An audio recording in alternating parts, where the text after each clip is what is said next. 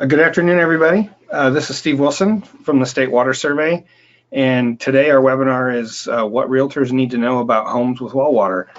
Thanks for coming, and I want to mention that we're at the University of Illinois. The State Water Survey is one of the 5 scientific surveys that provide resources for the state and do applied research, and as well as house we have a public service lab and we house all the state's well logs and some of those things. The private well class program, which is what's funding the work we're doing through this webinar, is provided by the Rural Community Assistance Partnership with funding they get from US EPA. And it's a much bigger program than what we do with the private well class, and I'll explain that in a minute. No matter where you're at in the country, there's RCAP folks who can work with you or help well owners in all 50 states on tribal lands and in all the U.S. territories. As I mentioned, this is part of a national program implemented through RCAP, and I do want to mention that these webinars are meant to support the private well class program. They are not the 10-lesson program itself, and I'll describe that later on in the webinar. But privatewellclass.org is a website where you can sign up for these webinars. We have podcasts, all kinds of resources, but it's the core of the program is a 10-lesson class for well owners to teach them about how to take care of their wells. So we are recording this today, and so this, along with all the webinars we've done in the past, are available on our website and on YouTube, our YouTube channel. And at the time, at the end of today, if you have questions during the presentation today, in your GoToWebinar box is either a question or chat feature, and you can ask questions there.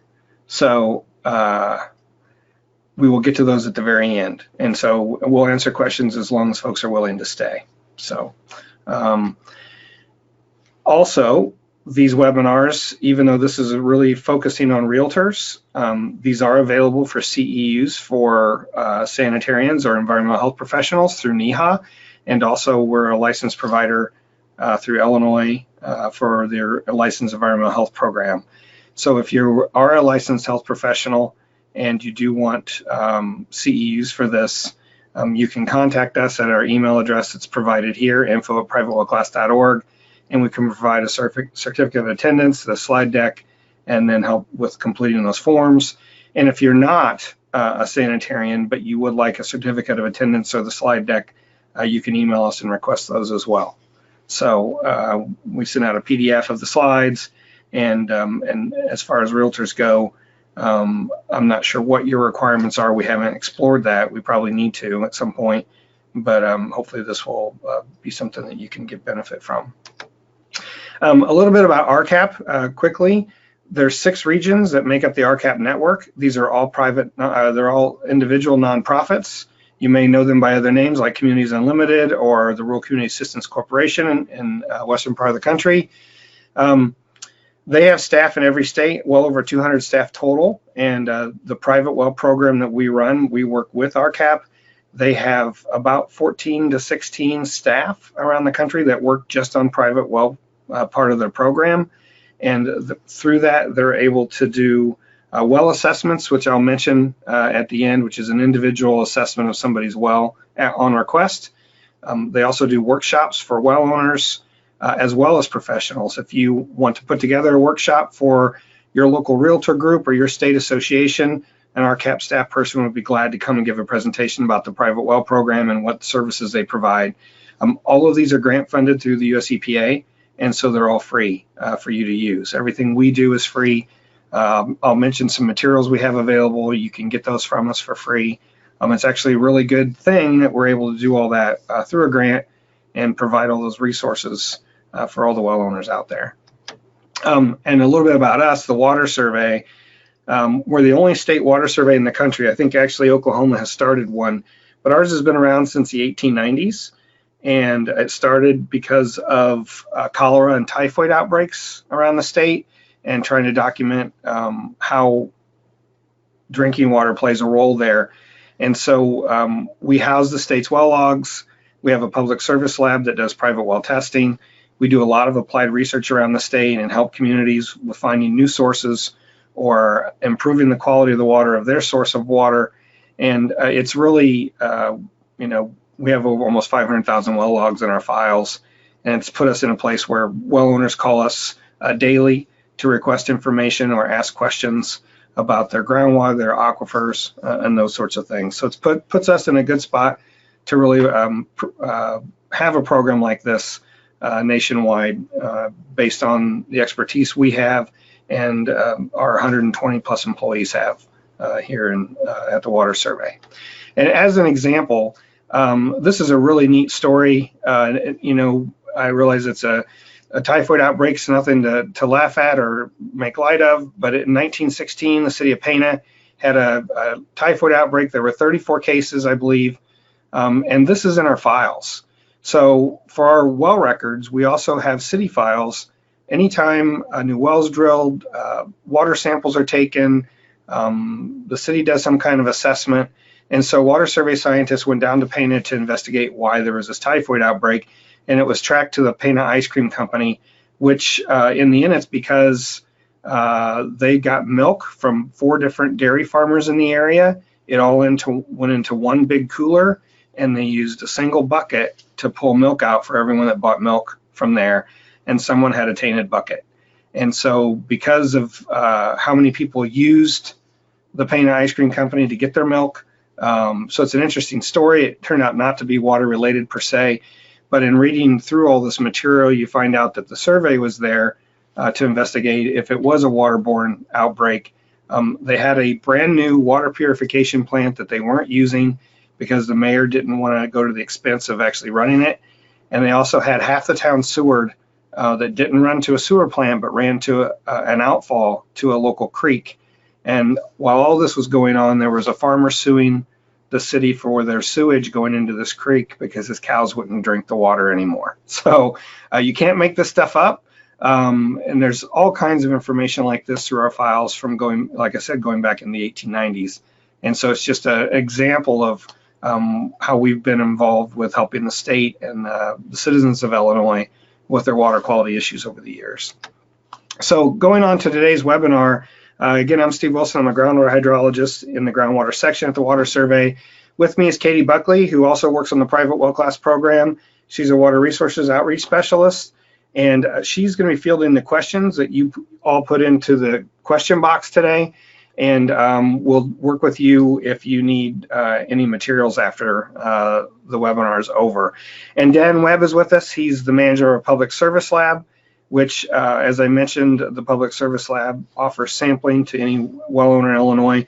Until 2006, it was free for about 25 inorganics and metals or more. And now there's a small fee, but it's state subsidized, so at least well owners in Illinois can get a pretty good comprehensive analysis of their well water quality for less than $100. So it's a pretty good deal. And he is also a well owner. And so it's really handy that he's able to talk about some of the logistical things he's ran into, having a pump replaced and using treatment equipment and things like that. So, oh, wow, I have that in here twice, I guess. What we're going to talk about today are issues that are important to both home buyers and sellers and you as a realtor, why you need to look at it from both perspectives, and why it's important to be transparent and professional about all these things. So we're going to talk about well construction basics, hopefully to help you understand the different types of wells that are out there and what that means as far as where the water is coming from, and then some basic well water quality information. And then at the end, all of you who registered were given an opportunity to ask questions. We had several pages of questions from all of you, and we'll answer a number of those today at the end on the webinar. So the thing to remember for any of you who have never lived on a well, I did grow up on a private well, on an old hand-dug well. My grandpa hand-dug in 1933. Now I live in town and have community water, but they're not, private wells aren't regulated. It's up to the owner and user to be sure the water's safe. And you can't go by color, taste, or odor. The best tasting and safest water in the world may look cloudy or have a tint to it. Things like arsenic, you can't see, taste, or smell. And so the only way to really do that is to test. And being on a community water supply, I pay now $40 to $50 a month, which is spread over the 150,000 residents in our community. And that pays for the sampling, maintenance, infrastructure, so that when I turn on my tap, I always have water. And that's the responsibility of a well owner if they are on their own well. And they need to understand that that's really a responsibility, and to be a good steward of their well is a responsibility they can't take lightly. So, many cases we find well owners who really don't understand the responsibilities of being a well owner. And so you as realtors, you're really the first line of helping people understand what comes with owning a well. And if that's the seller, whether their well was poorly constructed, maybe it's been there 50 or 80 or over 100 years, understanding that it could have poor water quality, or the construction may not be up to code, which means it may be susceptible to surface contamination. All of that can reduce the value of a home or make it even unsellable in some cases, and that it may require some upfront costs for repair or treatment in order to have the home in order to sell. And if you're the buyer, we tell people it's buyer beware. I can countless stories of people calling us saying that, you know, they told me my water was safe, we didn't test it, and now we found out we have this contaminant or this other contaminant, or we've got treatment that we're going to have to add that's going to cost us all this money. And what we tell well owners, it's in their best interest for their property value and their health protection to understand what the risks are, make sure you've tested, and understand if there's treatment involved, what those costs and maintenance are, and be willing to take on that responsibility as a private well owner. And the bottom line is really, we walk through a lot of these things in our class. It's the way the class is set up, it's a PDF that's delivered once a week for 10 weeks. When you sign up for it, it's all free, and it's a self-paced, so it's really for a well owner to use and understand all the basics about well ownership and stewardship. I do want to talk about some of the changing landscape we have out there. New Jersey was the first state to enact a Private Well Testing Act at property sale. They did this in late 2001, and they started doing sampling in 2002. This is from their webpage. Because of this act, they have about 13,000 samples a year that come through their lab. Their state lab does all the testing, and the buyer and seller have to agree on who's going to pay for that cost and anything that might need to happen because of the testing. What it means for the state of New Jersey is they know about everything there is to know about the groundwater and wells in their state. They've collected over 220,000 samples since this program started, which is an amazing data set to better understand the groundwater quality in your state. Now, saying that, it's not always the groundwater that's the problem. Sometimes it's the well construction, or poor construction, and so those things go together. I do want to go through, this is on their FAQ. So what does it require? It requires when property of certain types of drinking water wells are sold or leased, they must test. And it covers properties, the sale of any property that gets from a private well on a property, or a well that has less than 15 service connections and 25 people daily, at least 60 days out of the year. That's because anything over 60 days a year, or over 15 service connections, or over 25 people for more than 60 days is covered under the Safe Drinking Water Act. They're either considered a non-transient or transient, a non-community water supply, or if it's a community water supply with homes, then those are all public water supplies. And also the other thing they have in here is anybody who leases a property. That means renters are covered and protected too. That you have to take a sample, I believe it's every 5 years, and you have to use the latest sampling results and give them to anyone that leases property where they're going to be drinking water from that well. And so it's meant to protect the person who's going to drink the water, which is really what we're after here, right? It's our program. A lot of the programs that the US EPA funds are really about health protection, and that's our goal, is to make sure people are being safe. They're not drinking water that might make them sick or long-term could give them cancer and all those sorts of things. And really that's, as professionals, that's really the tact you all need to take as well. That you're in this to make sure that everyone's protected and you're not, someone's not buying a property that's going to potentially affect them or their family. New Jersey was the first state, but there are several other states that have passed these same laws. Here's Oregon, and I don't have a list of all the states, but several have tried and it's failed. There are some states certainly that probably will never pass a law like that, but I know probably 8 or 10 years ago there was a push to have a federal regulation put in place just like this.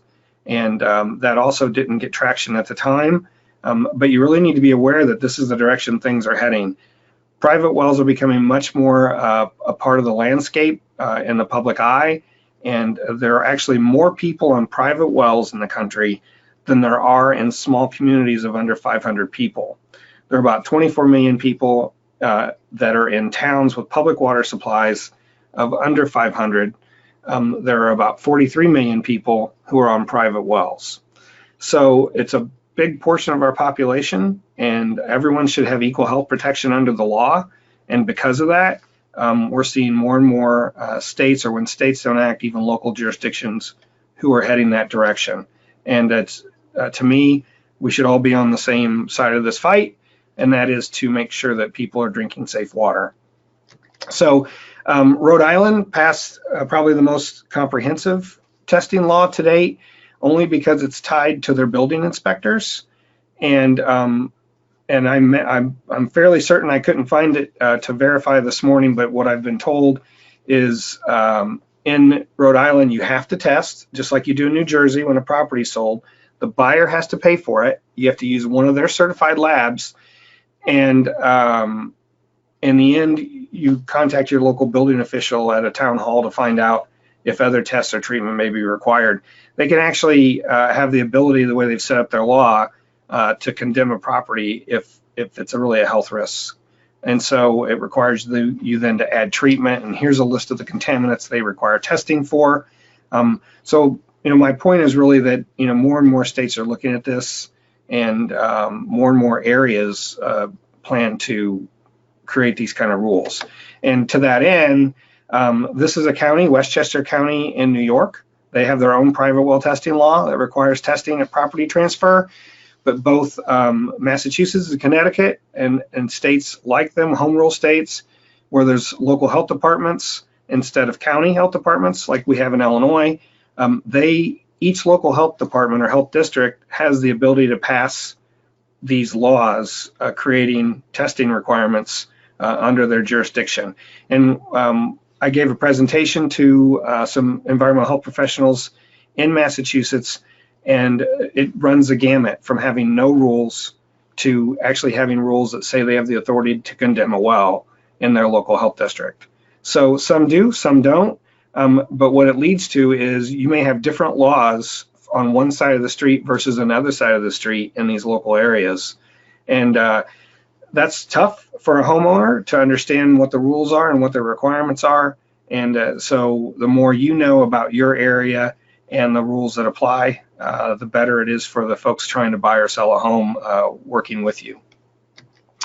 So whether you represent the buyer or the seller, this is going to be a common theme. Here's the things that we really are going to talk about today. You need to do an inspection of the well and the water system. You need to test the water, and you need to make sure your client's informed about what it means to be a well owner or what it means to sell a home with a well. So we're going to do a little bit about well construction. So there are really three types of wells. There's bored or dug wells, which are large diameter wells. We're talking about first, sand and gravel wells, and bedrock wells that are drilled. So large diameter wells typically are put in where water seeps in from the shallow water table. And a lot of times you put in a dug or bored well when there isn't an aquifer available at that spot on that point in space. So if you buy a property and it doesn't have a good aquifer underneath it, you may have, there may be a dug or bored well there, a large diameter well. And typically these are constructed like in this example. You can see that bucket that's on the rig. It's dropping a bunch of dirt. It's 3 foot 6 inch diameter. It's creating that hole that you see underneath the two gentlemen on the rig. And then you'll put vertical tile in typically, although now they use other things as well. But the traditional way was use 4 foot concrete tile and each of those have a seam at the 4 feet where they join together. There's a male end and a female end, and that's left uncemented so that water can seep in those cracks. And what that means is every 4 feet there's a place where water can run in the well, and typically they're less than 50 feet deep, which means they're getting water from the shallow water table. This looks like bean stubble to me, being from a farm in Illinois, and out in a field. It doesn't seem like the best place to put a well, but maybe that's the only location they had. But they are, if this is in soybeans this year, there's other times where it's probably in corn, and so they are using herbicides and nitrate and other things, and it seems like potentially a shallow well would not be the best answer there. So these are all examples of large diameter wells. The one on the right is the typical construction that I just brought up with a 4-foot concrete tile. This one has a concrete lid. The one on the bottom left is also a 3-foot concrete tile, but it doesn't start till 10 feet below land surface. And so construction today, a lot of times they just have a 6-inch or 5-inch pipe, so it looks like a drilled well, down to 10 feet or more, where they have the concrete lid with where it opens up into the large diameter well. And that's so that upper 10 feet can be filled with more clay type material or a concrete, so that it's more protective of surface infiltration. And the reason you have a large diameter well is because it acts like a cistern in a way. It's meant to store water. Water seeps in slowly. You can't pump it continuously like you can a drilled well in a lot of cases, or it'll go dry. But by having all that volume inside the well, it seeps in overnight or during the day and creates enough volume that you can pump it down some of the way during when you're using it in the mornings for showers or whatever, or doing laundry. And overall, it has enough water in the well. The one I grew up on was hand dug, as I mentioned, only 14 feet deep. And we had horses, and if I put a hose in the horse tank and filled up and walked away and forgot about it, we might be without water for 2 or 3 days. And that's just the way it was. So the well on top is also an old hand dug well. And instead of putting any kind of proper seal, this has 2x10s and 2x8s laid over top of it with then some pieces of tin, all covered by rocks and concrete blocks. And you can see there's an electric outlet there, so for the pump, and it's pumped up to that house that's up over the hill there. This is in a cattle pasture, and that's why those 4 posts look so worn down. It's because the cattle come up and rub and use them as scratching posts. It's also on a sloped hill where there's a field up gradient of it, which means when there's a lot of rainfall, water's running down into this area. And you can see the mud on the far right side of that picture where the cows have, been standing there, and, there's just, it's very likely not safe. The other thing that's wrong with this is by having these boards like this, they don't properly seal. You could have snakes, rats, other things that get into these wells and contaminate it, and obviously if they get into the well, they're going to die in there and deteriorate and cause all kinds of health issues. And these are very common in rural areas still. So here's the 2 constructions for a bored well today. You typically see either the concrete tile that goes all the way to the surface on the left, and you can see the water table is where the little triangle is, about halfway down on the inside. And that's where the water level is in this clay material or washed gravel or the sand lenses and just the earthen material that's probably mostly clay. And on the right side is the one where the concrete pad is down at 10 feet. So it looks like a drilled well for the upper 10 feet. And then it's filled with, this says clean earth fill. That means material that's less permeable so that water's not going to run down readily and get into the well. And it gives a little more protection from surface contamination this way. And again, the 3-foot diameter casing is so that you're storing more water, and that provides more available water supply when you need it. So the next type of sand and gravel wells, and really, we've outlined these as they're drilled wells just like bedrock wells are drilled wells. And there's other construction methods related to drilling a well, but it really falls into these 2 classes because of the well construction. So sand and gravel well is finished in a sand and gravel aquifer, which is, it could be from 10 feet thick to 300 feet thick, but it's saturated sand. And so if I had a jar of sand in my hand, that would be about 70% sand and 30% air. So an aquifer that's 100 feet thick and it's got a porosity of 30%, which is pretty on the high end, but pretty good. You'd have 30 feet of water there if you took all the sand away. So a sand and gravel aquifer is a really high yielding water supply for two reasons. One, there's a lot of water there. It's 30% of the total area or total volume of the aquifer. And also water can move freely through sand and gravel. If I have, some sand and I pour water on it, it runs right down through it because it's so permeable and it's large grained and all those things.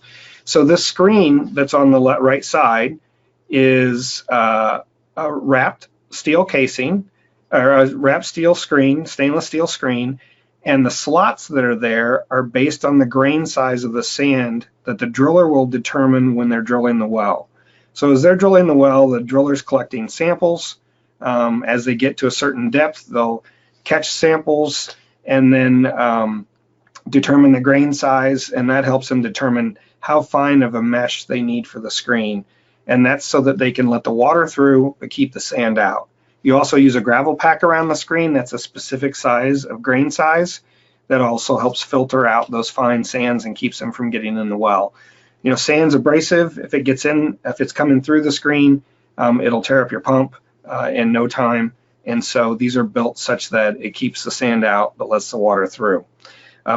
The thing about a sand and gravel well is the water's only coming through into the well from the screen.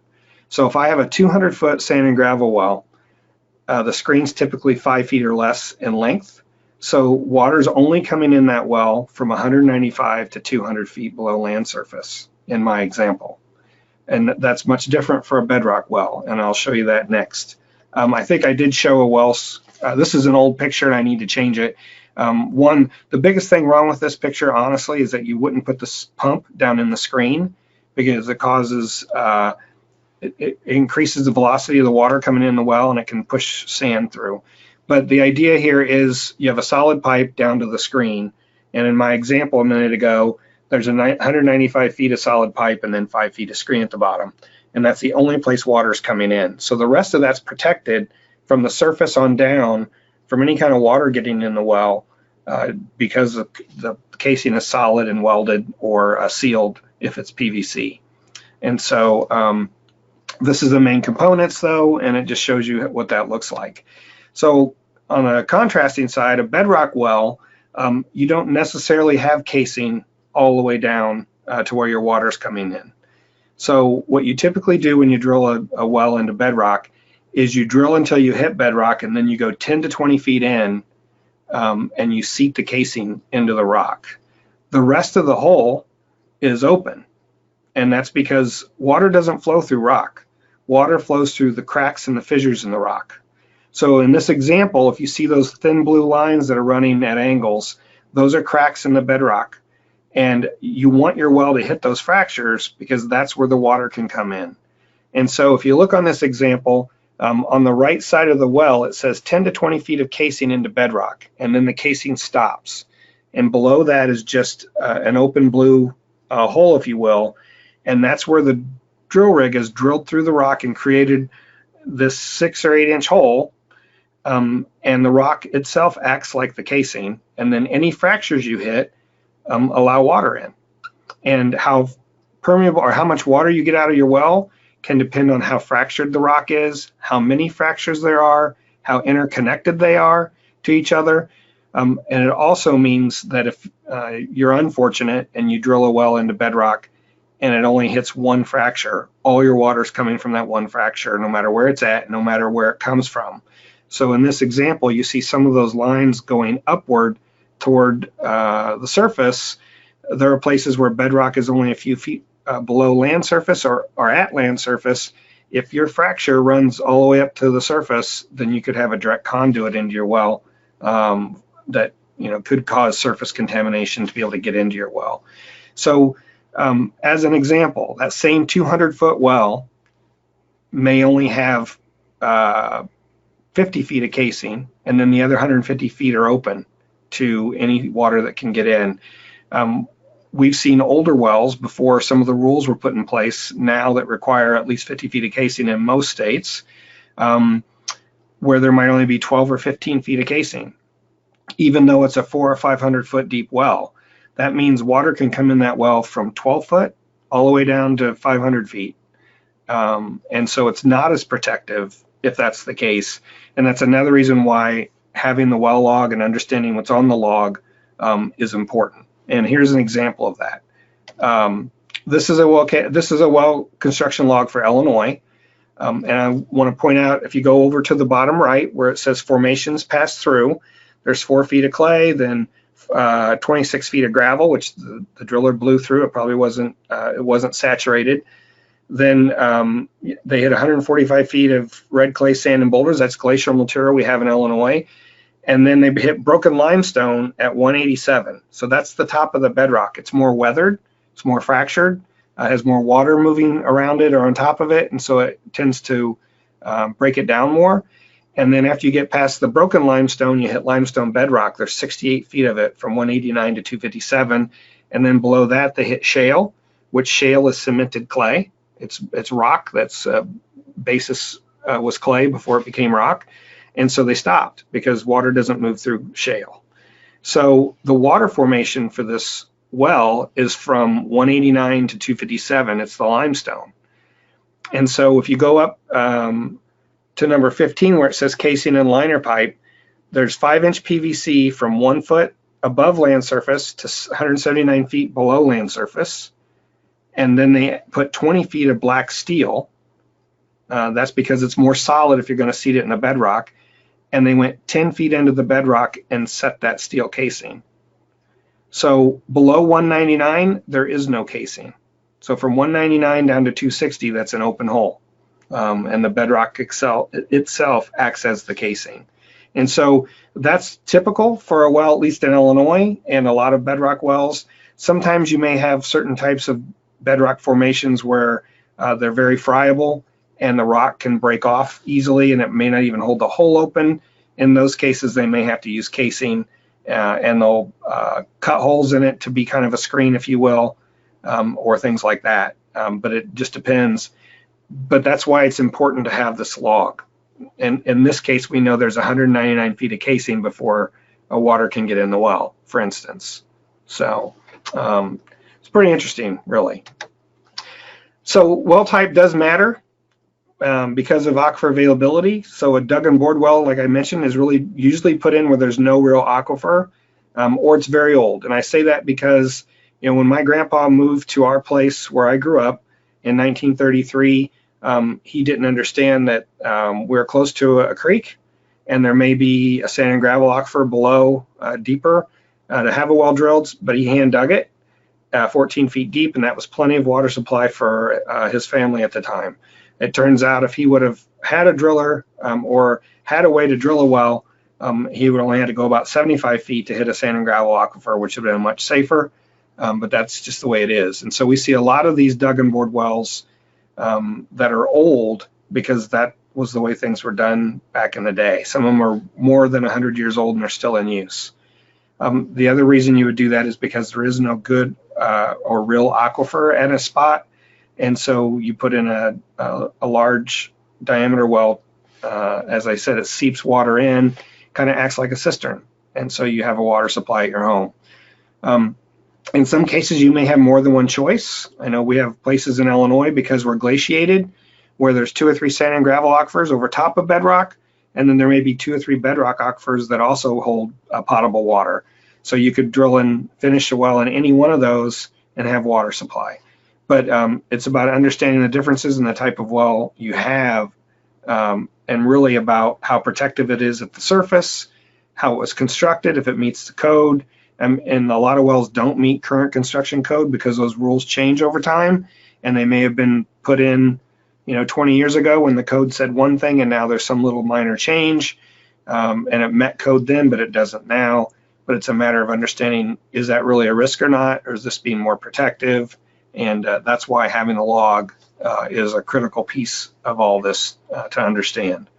So I have well owners all the time where we went out either to measure a well or to help them with the situation and say, well, how deep's your well? And we'll try to measure the water level in a well, and we'll either hit bottom, 50 feet before we get to where they said the well should be as far as how deep it is, or we keep going and going and going and realize we didn't bring along enough tape because their wells, they thought their well was 80 feet deep and it's at least over 200 because we haven't been able to get to get a reading. So as far as port construction goes, that's kind of the biggest issue. Because wells are grandfathered in, we still have wells that are in pits today, which they're not anymore. You use a pitless adapter so that you don't have a pit. They're a health risk or a safety risk, and they also can be a flood risk and overtop the well. So the best thing to do is to fix that construction before the home's sold. And you can talk to a local contractor who has to drill wells based on code today, and they can give you an idea of what you need to do. Even talk to other folks, your county health department or extension. Some of those folks have a lot of wherewithal as well to help well owners. But here's what we end up happening. The picture on the left is from the Washington State Department of Ecology. That is the organization in Washington State that regulates well drillers and well construction. And they have a blog where they put some of these pictures up once in a while. There was just a piece of plywood over this old well that was finished with a corrugated pipe, and the woman stepped on it and it broke, and she fell through and it killed her. The picture on the left is a dead goat in an old hand-dug well. And they put a concrete tile at the top of it, but you can see those bricks down along the side. Somebody stumbled across this and realized that the goat had fallen in there, but it obviously been there a long time. And it was a little cabin in the woods. No one was using the well at the time, but they had been. And so these things are bad, and they should be fixed before any kind of property sale, and they should be made so it's safe. Even the picture on the left here, you can see looks like there's old insulation along the sides. There's a funnel sitting there. There's an old broom. Stuff can slough off and fall in there. If rats or anything get in there, they can fall in. It's just not the way you want your well sealed at the surface. And so what do? You bring these up to code if you can, extend the pipe to the surface if it's in a pit. If you do have a pit, you extend the pipe. And the reason we have well pits is because in northern climates where you have frost and freezing, you couldn't run your well all the way up to the surface and run your pipes out, or they'd freeze in the winter. So you stop the well 3 or 4 feet below land surface and cut it off there, and then you had dug a pit around it so that you could run the pipes into your house. Well, now there's a pitless adapter, which is a device that basically does the same thing, but it allows you to extend the pipe to the surface, and that's really what you should do. You should extend any well that's in a pit, 4 to 8 inch well, or probably 3 to 6 is probably better for a house well. Extend that pipe up to the surface, put a sanitary well cap on top, put a pitless in for the elbow where the pipes are going into your house, and then fill that in with clay or concrete or some kind of grout material so that it's not a risk anymore. As I mentioned, some of those pits, if it rains really hard, water can fall in them. If they're not sealed properly, the pit itself, maybe it's got a piece of plywood over it. You can see what happened to that one well. But we've seen tractors, animals, people fall into those things and get hurt or killed. So it's important that someone's starting out with a well that, is protective of their health and not at risk of surface contamination. As far as abandoned wells, and there were a number of questions about old large diameter and abandoned wells, what to do? Well, well logs weren't required in most states until the 60s or 80s. In Illinois, it was 1968. In New York, it was 2000. So because of that, we have way more wells that are out there that aren't documented than we do wells that are. So like well pits, these wells are a hazard. Many times they're not being used anymore. They're just sitting out there. And even if they had a cover on them, those things get rotten, and no one's no one's seen that well in 10 years or whatever, it's really important that you abandon that beforehand. It's a liability. What we tell well owner people who are going to buy property, if there's an old abandoned well on a property, make it part of the transaction that the seller fills that in and properly abandons it based on the state's abandonment code, so that it's protective of the aquifer. No one's going to fall in it and get hurt, all those sorts of things. These are just some examples. Again, the two pictures both came from the Washington State Department of Ecology and their blog. But the guy on the bottom has to be feeling pretty fortunate. He fell 45 feet and walked away from it, and they pulled him out. He wasn't hurt at all, and that's pretty lucky. And these newspaper clippings, all from the 90s, 3 of them were in Illinois, and they came from our Illinois used to have a groundwater education coordinator at DNR, and he provided these to me. The third one, though, is Jessica McClure, the young girl 18-month-old, who was stuck in a well in Texas, and they covered it live on CNN as they dug her out for over about a 24-hour period. And those of us that are old enough to remember that, it made quite the headline at the time, but it happens a lot more than people realize. So whether you represent the buyer or the seller, you need to do an inspection of the well and water system every time. I wouldn't buy a house. Some people call me and say, well, this is a really hot market. If I wait to have a well tested, I'm going to lose the property. And I tell them flat out, then you're two choices. You can either assume that you may have to add treatment and you're going to have to put a lot of money into making your water safe because you don't know, and it could be contaminated, or there could be issues that if it hasn't been sampled, no one's aware of. Or you can say, I'm going to test this first, and I'm not going to buy the property if it doesn't meet code, or I'm going to make sure that the seller is willing to work with me if that's the case.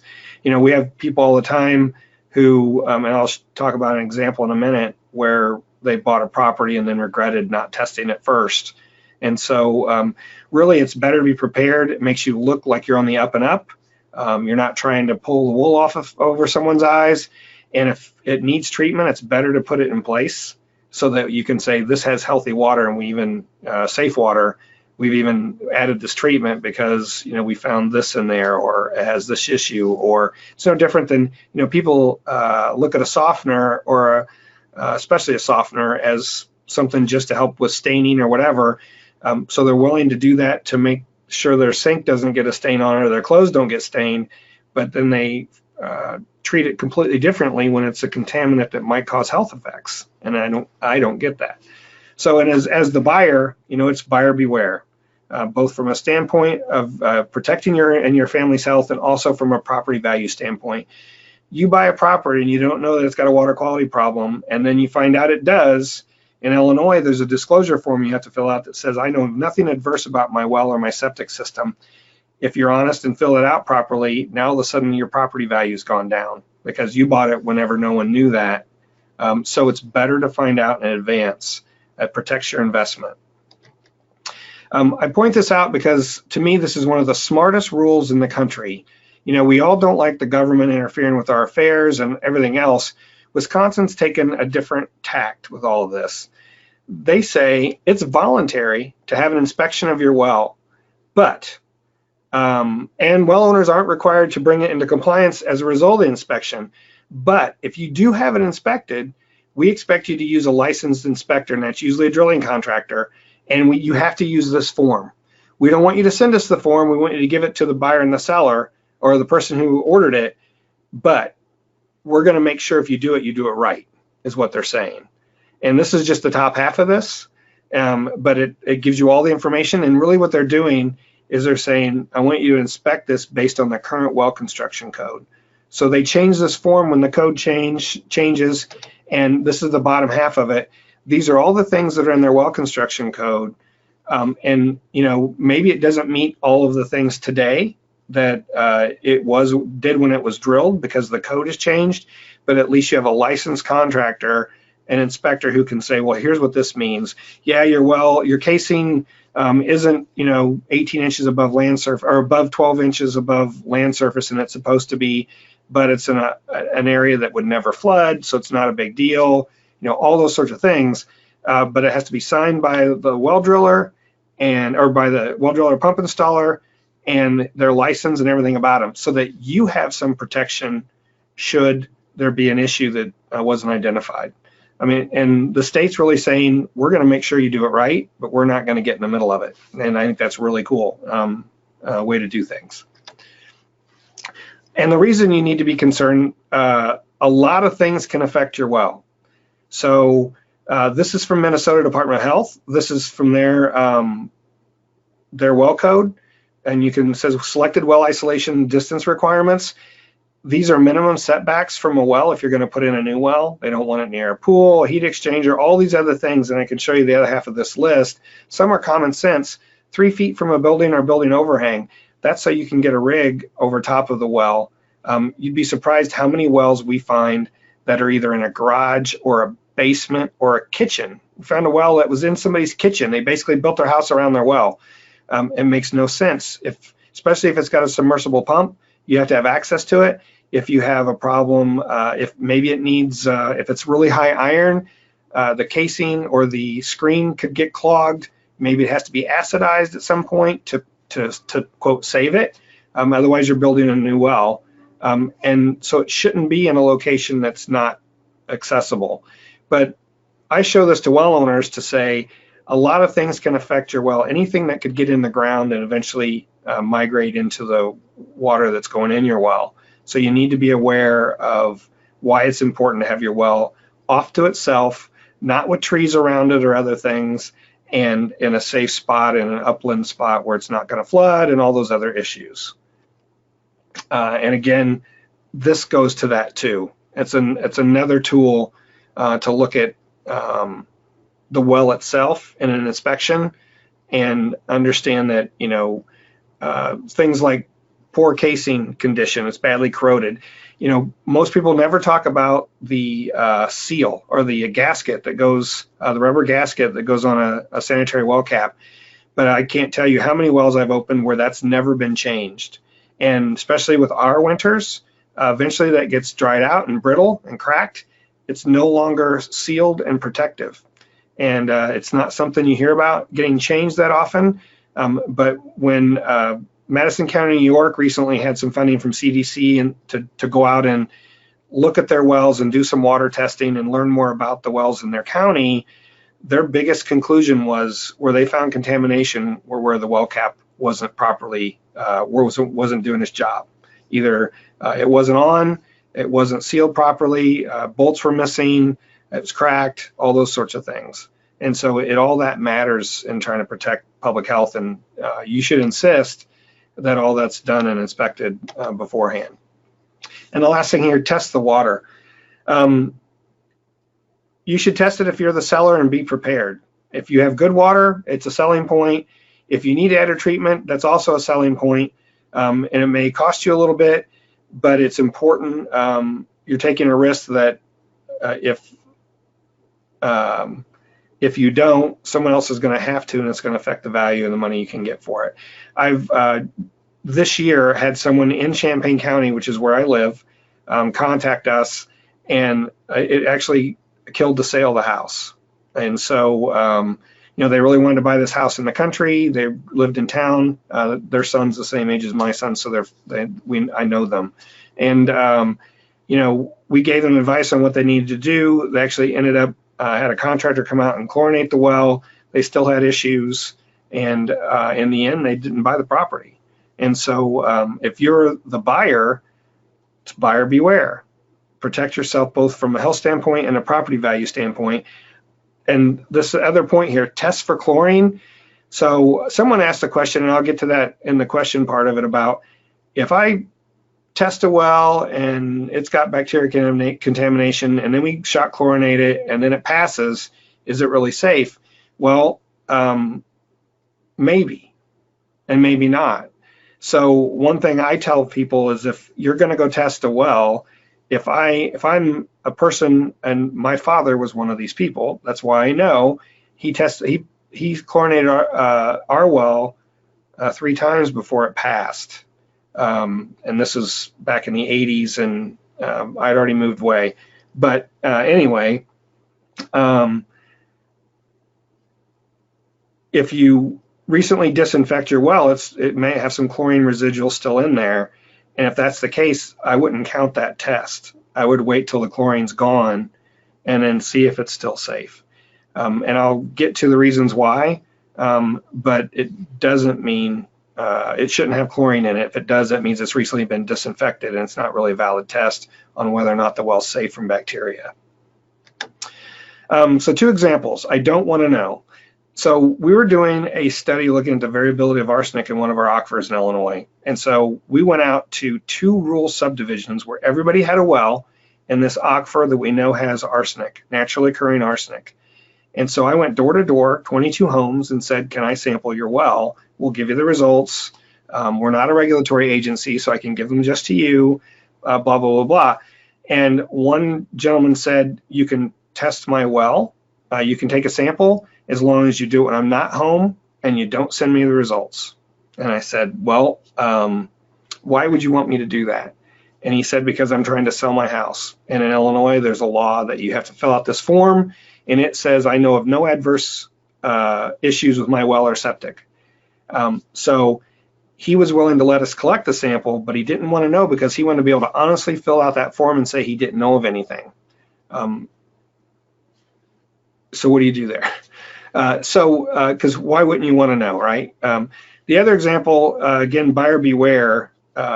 We had a homeowner in Illinois contact us and was really upset. They'd bought a home 3 or 4 years before. They'd, quote, tested it for water quality, and it came back fine. And so then 3 years later, she has 4 kids and decided to test it for arsenic because all the stuff online and in the news about arsenic problems all over the country and stuff. And they had 150 ppb of arsenic in their well, which is, 15 times the standard of 10 that's required for a community water supply. So she called us upset that why did they tell me this was safe? And I bought the house, and now I've got this well that we can't drink the water out. I've got 4 kids, blah, blah, blah, blah. And it comes down to that same thing. You need to be an informed consumer if you're going to be a home buyer. You can't just test for bacteria or coliform bacteria and nitrate. You have to understand what might be in the water. You have to be an investigator. You have to talk to your county health department, look at the rules, find out if there's anything unique in your state. Do all of those things to ensure that, because you are the water operator of a very small water system if you buy a house with a private well. And so you have to take on that responsibility and be aware. And so many well owners don't. And that's where you all come in. You need to protect your client and make sure that they understand what those risks are. Or, in the end, it gives you a bad name too. If somebody buys a property, I know one of my colleagues here at work, we did an assessment of his well to use it as in a class that we teach on how to do a well assessment. And in the end, I learned that his realtor came out and collected a bacteria sample, took it to the county health department, and it's all that was done. They had 1 bacteria sample, they tested for nothing else. And the house sale went through. And this was 15 years ago, probably, or at least that now. But, his realtor did him a disservice in that respect by not understanding. He's got 2 kids. They have galvanized pipe in their home, which, also has lead. And so it's just, you need to be the one who's informed and make sure your clients are informed. So what do you test for? So this is what we recommend, and we're a national program, so we recommend a generic set of things that everyone should test for. So what I'll say is it is different everywhere. It depends on if there's known contaminants in the area, what kind of geology you have, and I'll show you examples of that in a second. But go ask your county, state, or local health department for advice. They'll give you advice on what you should test for, and they will know if there's anything in your area. Like Tazewell County, Illinois, there's a certain aquifer there where there's arsenic. And if you go to the Tazewell County Health Department and talk to their environmental health program, they will tell you you need to test for arsenic if you're going to buy a house in this area. So count on those folks. They're there to help you.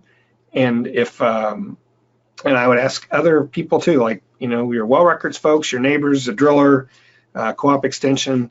And, in some cases, lenders have requirements. I'm sure you're well aware of that. And we'll talk about that in the question section, because that's also, there's a lot of problems there with some of those things. But be investigative. You might find out a lot about the natural groundwater quality of the area online. A lot of state agencies have started putting that information up and making it available, again, to protect public health and make sure people have access to that information. And so if you call those agencies, they may be able to either give you information or steer you to the right folks. Even in most states, Illinois has a state water survey, but every state has a state geological survey, and most states have a USGS office where they've done a lot of water quality work in your state. They may have an idea. And in some states, they have a really good idea. So lean on those people. It's worth taking the time. It's worth getting to know someone like that, because one, they're probably a geologist and they have a good feel for well issues, and there's someone you can lean on for other questions that's more local than like we are. So, and knowing what contaminants might be a potential problem will really help you when you get your water sampled, especially if you have to choose what you're going to sample for. Some things, arsenic, for example. I work with a lot of state agencies, and at least 7 states have told me we don't have any arsenic issues in our state for their community water supplies. So that wouldn't be an issue to deal with in that state where it might be in others. So here's some examples. Massachusetts, their DEP has online, you type in your address and they'll tell you if you're at risk of arsenic or uranium issues. They have a lot of arsenic and uranium in their bedrock. And so there's a place you can go and you can get an idea if it's something you need to consider. This is Rhode Island. And, I hit that button. I shouldn't have, sorry. The little dots that are everywhere here are where there used to be orchards. Known soil contamination for arsenic used to be used heavily as a pesticide until the 60s. And so all of those areas have known soil contamination and likely groundwater contamination of the shallow groundwater in those areas. And the big splotch in the middle, that's where there's high beryllium. And I use this example just from the standpoint of I had no idea beryllium was even a regulated contaminant, but it is under the Safe Drinking Water Act. The community has to make sure there's not high beryllium in your water. But a private well owner would never probably figure that out. I didn't know it until I saw this on their website. And so if you're in that area, you should also test for beryllium. It's regulated because it has health effects, detrimental health effects. And that's all the primary drinking water contaminants that are listed in the Safe Drinking Water Act are in there. The primary ones, they're called the primary MCLs because they have health effects, bad health effects. So the secondary ones are usually because of taste, odor, or some other issue, cause staining, those sorts of things. But the primary drinking water contaminants are all health-based, and those are the ones that you really need to be aware of. Some states are getting more proactive and developing these really cool websites. This is Wisconsin DNR. They've taken all their private well samples and they've created this nice mapping program. I went into this up in the right there. It says display arsenic by county. I could click on township or section, and sorry about that. Or I could pick other constituents besides arsenic, and this shows me that in most of the counties, the average sample is 5 micrograms per liter or parts per billion, which the health standard for a community water supply is 10. But you can see in some areas, like near Green Bay, the average in the county, those 3 counties, is over 21, which is twice the health standard. So if you're going to buy a home in the Green Bay area, you'd want to consider testing that well for arsenic, where in some of these areas, maybe not. You wouldn't be as much of a risk. And the counties that are clear means they had no samples for those counties. So this was a new system probably 4 or 5 years ago, and I'm sure it's better now. I've been using the slide for a while. But it just shows there's other states are starting to develop these tools, and you need to look. It may be available in your state or in your area to actually look at the water quality in general in your local area. So they're worthwhile. So this is what we suggest. We suggest sampling for coliform and nitrate annually. And the reason you do that is because coliform and nitrate are very ubiquitous in the surface environment. And if they show up in your well, it usually means that there's a pathway into your well from the surface, and that's bad. Bacteria and nitrate won't necessarily hurt you. Nitrate is bad for babies and pregnant women, but coliform bacteria itself is not the real health problem. It's E. coli, that is, but it's easy to test for, and it's from waste. And so if it shows up, you know that you may have either a well that's not properly sealed or a nearby source that's shallow that's getting into your well.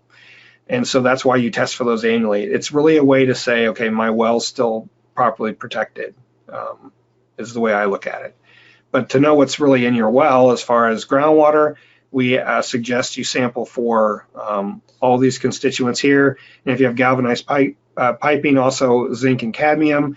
And this is a drinking water sample. So that means the sample from your kitchen sink after it's been through any kind of treatment you may have and been through the pipes in your home. You're not going to find lead in your groundwater from an outside spigot in all likelihood. Lead is usually attributed to the piping and premise plumbing in your house, but chemistry changes things. So, and your plumbing can change the chemistry, treatment can change the chemistry. And so a lot of times what our lab does is asks a well owner when they want to get a sample done to collect two. One from an outside spigot before any kind of treatment and let it run so that you're getting actual groundwater, and this is the natural groundwater then, and one from your kitchen tap, which has been through any kind of treatment you may have, including a softener or filter, and also been through your premise plumbing. And a lot of times those chemistries will be really different. And the other thing besides this list is then go ask your local or state health department for other local constituents of concern, like beryllium if you're in Rhode Island. That's the whole point, is you need to be up on those things and understand, well, yeah, our groundwater happens to have a lot of uranium in it in Massachusetts, so it's something we should always test for, that sort of stuff. So whether you represent the buyer or the seller, you should be informed, and so should your client. And you're better, your client is already putting a lot of faith in you as a realtor. And so the more you understand, especially if you do a lot of home sales where there might be private wells, the more you understand about it, the better you're going to be and the better reputation you're going to have. Being able to provide resources for them to look at, consider a web page on private well issues. I'll show you one in a second. Educate yourself, take our class. It'll be evident to people if you understand the issues related to private wells, especially whenever you're like looking over an inspection of the well or the water sample analysis, and at least you understand what those things mean or can send them to the right person. Yeah, I know, Mary at the health department or Joe at Extension, and they work a lot with well owners in our county. They can probably give you some good advice, that sort of stuff. And, it's an effort on your part, but it's really worth doing. Because in the end, it comes down to the bottom thing. Transparency and professionalism stand out to people, and especially if you're in this as your lifelong business, people know, people talk, people know when something's gone wrong. I'm sure you're more aware of that than I am. But in the end, always insist on doing those things, have an inspection and sampling done, because the benefit will far outweigh the cost, especially for your reputation.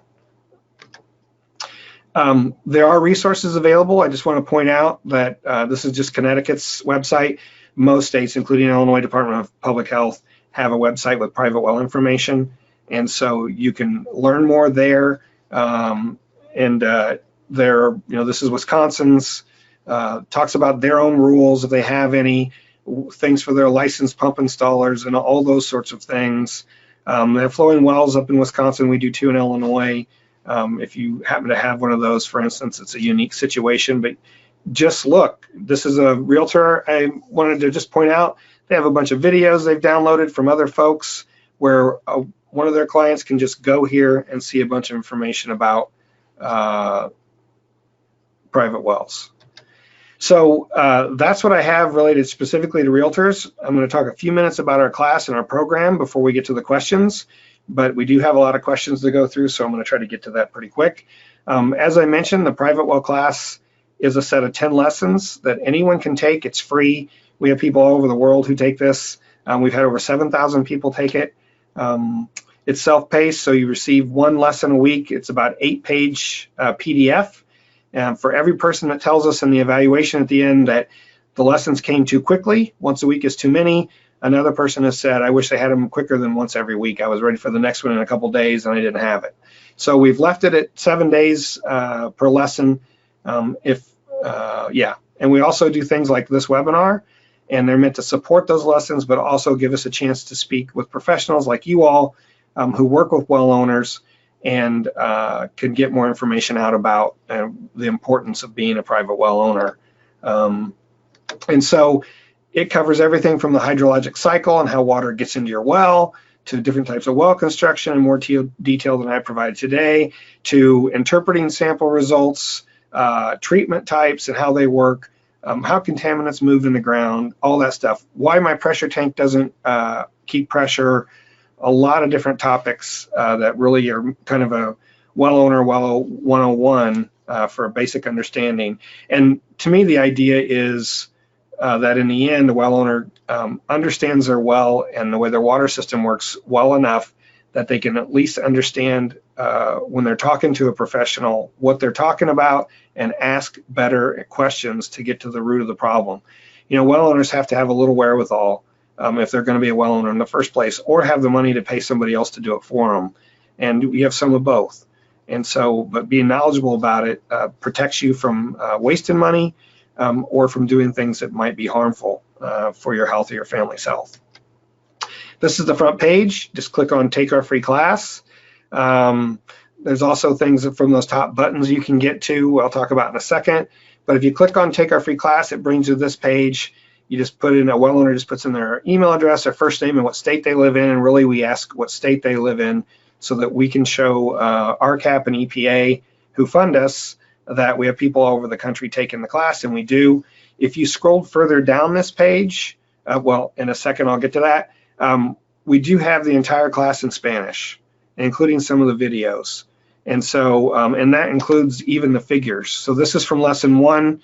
It's about how water flows through the ground and how it discharges. And, you know, the picture on the bottom is showing the porosity of sand and gravel. That blue is in that box is the 30% of airspace that's now full of water from infiltration.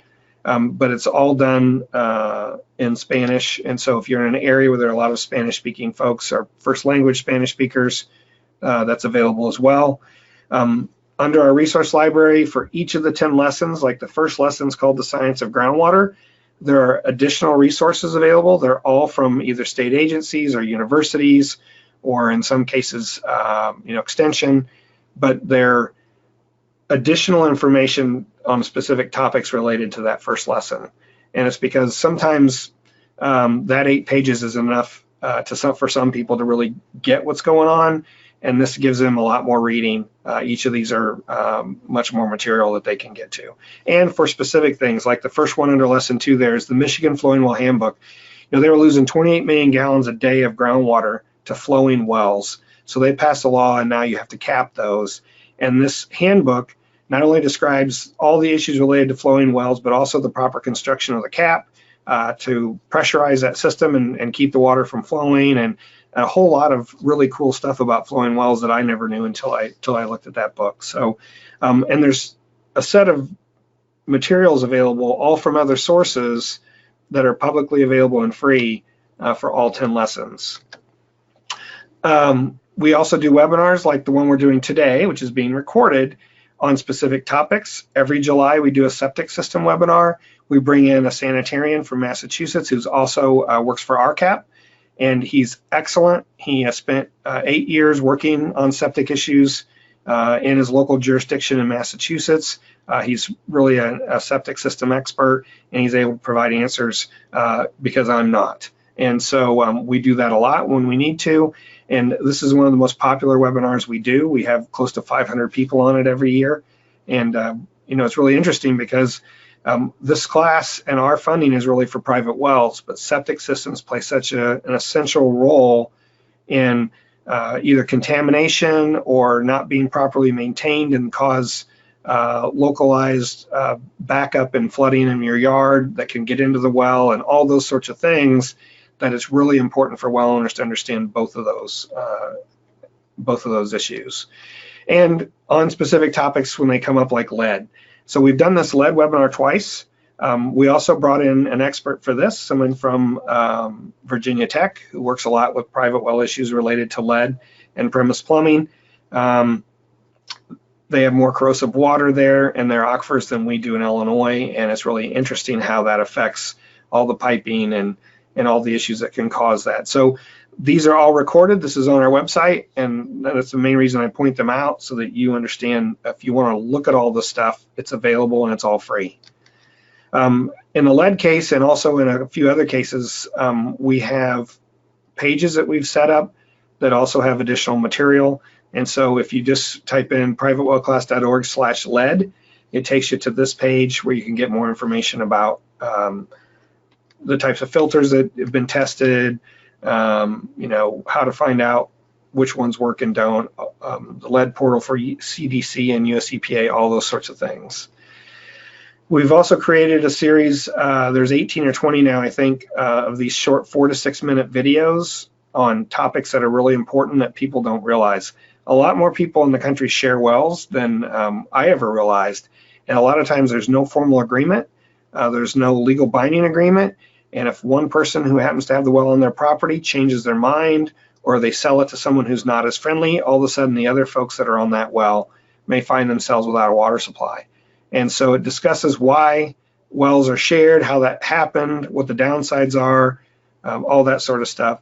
Same way, how does my private well system work? This just walks through your pressure tank, your shutoff, your high and low pressure switches, all those issues. We have one titled, How Does My Pressure Tank Work specifically? And it's by far the most watched video that we have. It's had over 300,000 hits in 3 years. And what we attribute that to is two things.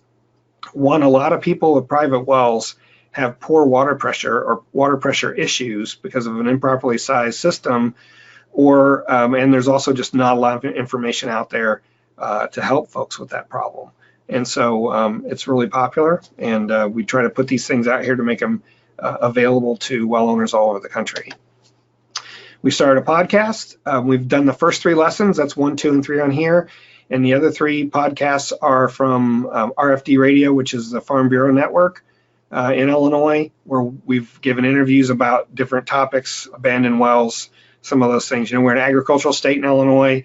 We have a lot of rural wells that are out in that are older in rural areas, and so it's really meant to be an educational way to do things. There's been well over 2,000, maybe even, I can't remember, close to 3,000 downloads of some of these podcasts. So it's a lot more popular than I would have ever guessed, but that's because I'm old, I guess. Going back to our resource library, there's a partner resources page. So when you click on partner resources, it brings you to this page where you can sign up to be an outreach partner. And what all that really means is you're signing up for our newsletter. So it asks what kind of affiliation you have and where you're at. And if you sign up for that, you'll get our newsletter, which comes out once a month. It's not for well owners. It's really for those that work with them. And we provide videos, links to documents and podcasts that have come out that are new from like state agencies or NGWA, the Water Systems Council, other groups that are providing resources for well owners and the people that serve them. This particular issue we put up after we worked with Western Illinois University and a few other folks and put together a well sealing demonstration because someone found a well in their backyard. And this well was 4 blocks from downtown in Macomb, Illinois, a town that's had city water since 1918, I think, or something like that. And yet somebody bought this house. They found an old dug well in the backyard that had never been filled in. And so in 2017, they'd had water for almost 100 years, city water. We plugged that well. And it's a demonstration. We brought in people from about 8 different county health departments where they got CEUs for coming and participating. And it was a 22-foot well. It's pretty interesting to see that done live with a well driller. Gingrich Well and Pump Service out of Iowa came over and did it. Great guys, did a lot of really supportive of this program. So all of our newsletters are online. If you scroll down that page, the partner resource page, it brings you to this information. You can look at all of our newsletters, and we also have some other resources available. Here's another newsletter from this year. We held a private well conference. We've actually held two. We held one in 2017, and we had another one in Harrisburg, Pennsylvania in 2019. 2.5 days, 26 speakers, all talking about issues that are relevant to professionals that work with well owners. Pennsylvania is one of the few states that doesn't have a complete set of well construction code and a program for their drillers' licenses being an educational thing. They have to have CEUs and maintain their license through continuing education. And so they have less rules there than in most states. And so Todd Giddings is a local hydrogeologist, and he talked about their efforts to create a local private well ordinance. That was just one talk. We recorded every presentation, and they're all on our webpage. And so you can, so for our take is that a lot of county and local health department folks don't have travel money to travel around the country to come to our conference. So we're basically bringing the conference to them, and they can watch it at their leisure. So it's all available through our website, and if you can't find that stuff, you can contact us and we can help you get to it. This brochure we developed, it's completely free. We print them, we mail them to you, and the space underneath private well class and above RCAP is left blank so that you can put your own label there to hand out to well owners. We've given out 47,000 of these so far freely to health departments, labs, state agencies, other constituents, including realtors who pass these on to their well owners. And I think we're going to have a third printing, and that may be passed already. But you can email us about that if you're interested. But it really basically says, get your well tested, follow these best practices, and really take our class, because you'll learn a lot about your well and how to be a better well owner. It's also available in Spanish. We've probably given out, 4,000 or 5,000 of those as well. We do have a realtors page, privatewellclass.org/realtors. And our new webinar, this webinar, you'll be able to get to from there if you want to, or from our other page. And I guess in the end, all of this stuff we do is really meant to meet these three criteria, if you will.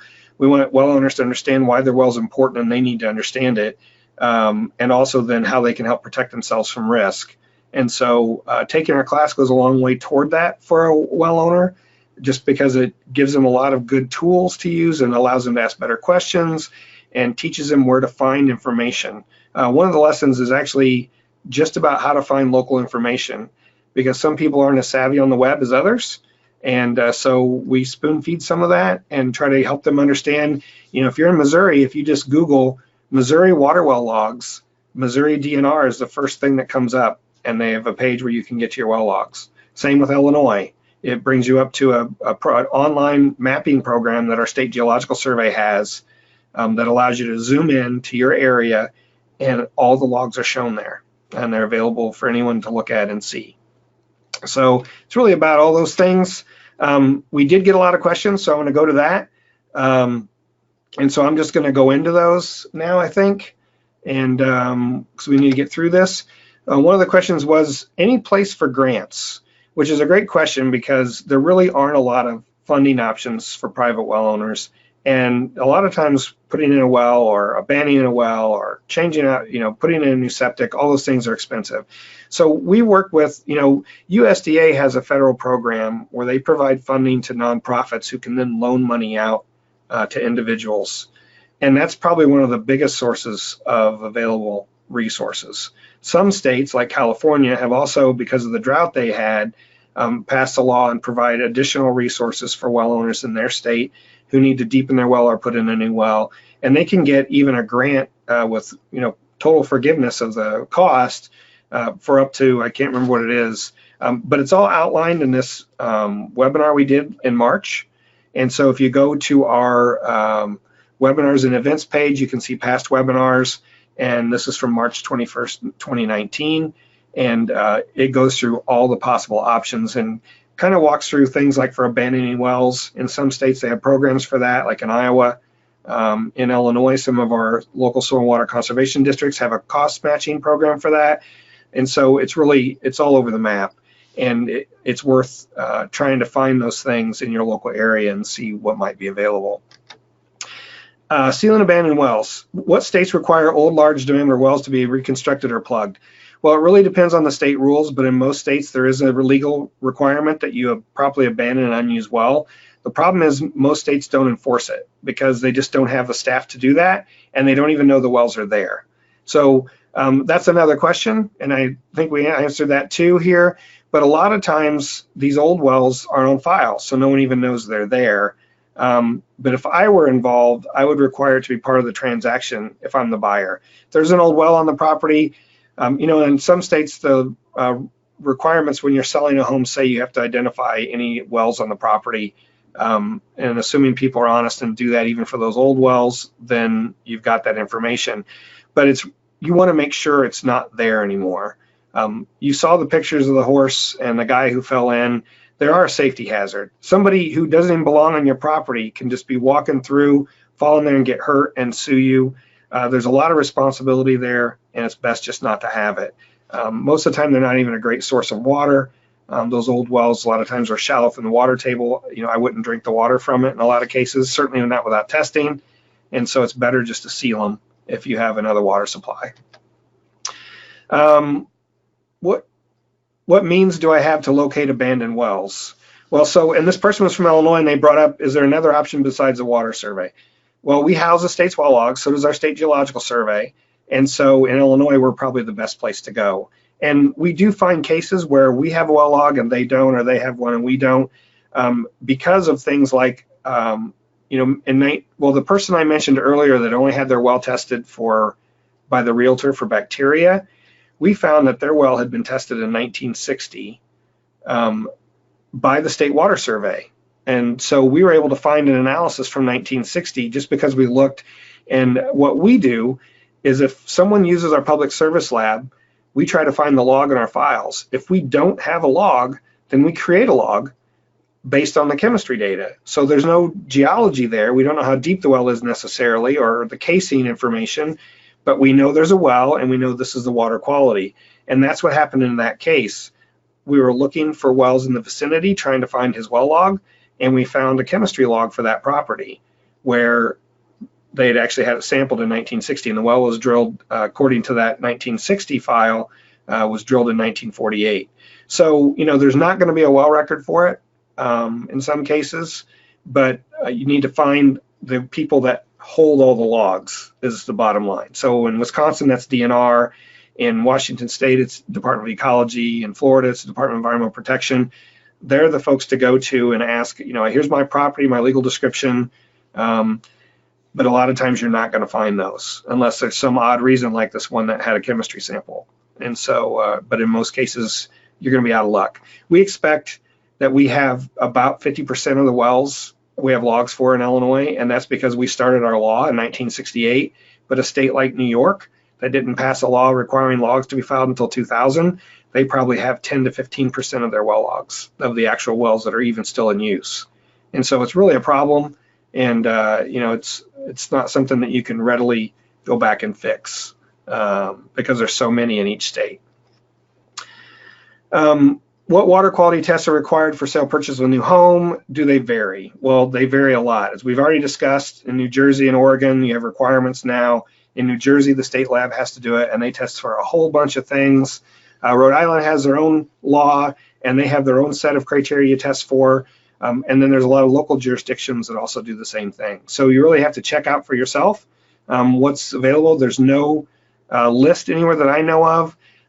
But we also see issues like with HUD and lenders who also want to require that in a state that's not like New Jersey, but that's like Illinois.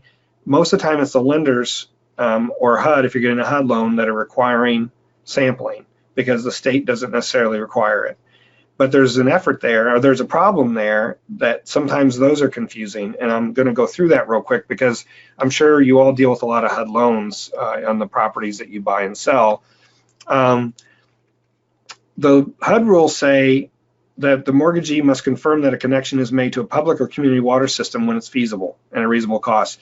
So basically they're saying first, if you're at a property that now has access to public water, say it's across the street, you need to run a connection under the road and hook up to a community water system first. They don't want you putting a well or using a well if you don't have to. And so then if not, then it says you have to meet the requirements of the local health department. Well, the local health department may or may not have any rules on sampling and testing. And so, it's different everywhere, as we already discussed. And then another part of that rule says when an individual water supply system is present, the mortgagee must ensure that the water quality meets the requirements of the health authority with jurisdiction. If there are no local or state water quality standards, then water quality must meet the standards set by the EPA as presented in the National Primary Drinking Water Regulations, blah, blah, blah. And so they're saying that you have to test for everything that a community water supply does if your state or local health department don't have any rules. And that's a fair amount of the country. And I guarantee you, no one does that. It would cost several $1,000s to test for all the things under the primary drinking water regulations. And so what's happened is that that's not done. We have issues like the person who contacted us mad about finding arsenic in their well, because when a new well is constructed in Illinois, you have to test it for, I think it's changed now, but it was just coliform and nitrate. I think it's arsenic now too, but that's it. So the rules are different and people are being protected differently depending on where you live, is the bottom line. So we found this a few years ago. It's actually a mortgage company in Michigan had this on their website saying, here's what HUD requires: lead, nitrate, nitrite, total coliform, and fecal coliform. That is not true. That is dead wrong. This is from a mortgagee letter from 1994. It was superseded in 2000, and now it's based on that 4000.1. I should go back to that because I meant to. If you Google HUD 4000.1, it takes you to a 1,000-page document that's all about HUD loans, and it has in different places different rules. Not to mention here, on this one before it says local health department, and on the next one it says local or state or EPA. So it's not even consistent, and those are both from the same document. And again, this thing from this Michigan mortgage company, they got it from an old mortgagee letter that's been superseded, and it's not what people are supposed to test for. It doesn't meet the requirements per se. And so there's a lot of misinformation floating around. We've reached out to HUD a couple times trying to get, and the USDA, because they give out USDA home loans. And so far we haven't been able to get any traction to have this considered. But something needs to change here and make it viable, because as I said, legally, if there are no rules, you have to do all the EPA public water supply requirements, and no one does that. No one could afford to. So enough about that. The next question we got was, what is the most important thing a realtor should ask? Oh, I left a word out. Should ask the seller about a well. Well, I'd say there's a bunch of questions here that you need to ask to really understand the water system and the well and how all that relates for a home. So if it's been tested and for what, and what those results are. Do you know of any water quality or quantity issues? There's places in the country where you might only be able to pump 1 or 2 gallons a minute. I worked with a guy in Colorado who lived on a side of a mountain. He had a 600-foot well that only pumped a half a gallon a minute. So he put in a 3,000-gallon cistern that he could pump into, and then he pumps water out of that for his house when he needs it. But his pump from his well basically pumps a half a gallon a minute all the time. So those issues, you need to understand those if they're there. Is it constructed based to code? Do you have a log? Those are important things to have. We tell well owners they should have the log for your well if you're going to buy a home. When was it serviced and by who? Maybe they have more information. A lot of times the driller will have a log, and they don't give one to the owner, the first owner or whatever, but that drilling company is still in business and will have that log in their files. So if you can figure those things out, and then if there's any kind of treatment, if it's being maintained, what are they using it for, and why did they put it on? Did they put it on because they were having aesthetic problems, or was there arsenic or uranium, or why?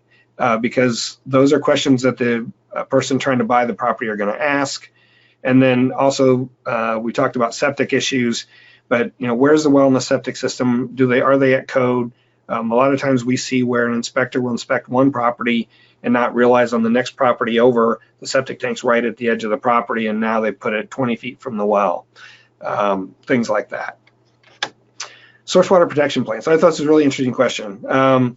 So are communities or HOAs, homeowner associations, looking at creating source water protection plans for private wellheads? And if so, what are good sources of info on threats?